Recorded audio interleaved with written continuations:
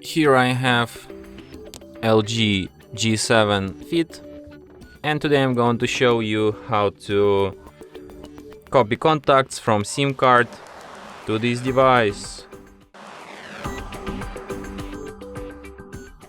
So firstly, you should go to some kind of contacts application.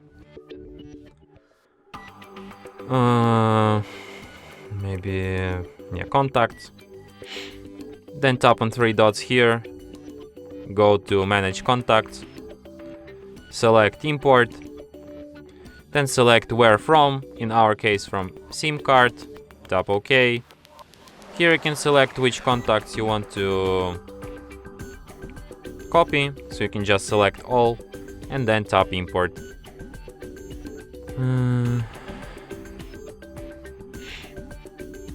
And after that, these contacts will appear here on your device. And that's it. Thanks for watching. If you find this tutorial useful, don't forget to hit that like button and subscribe to our channel.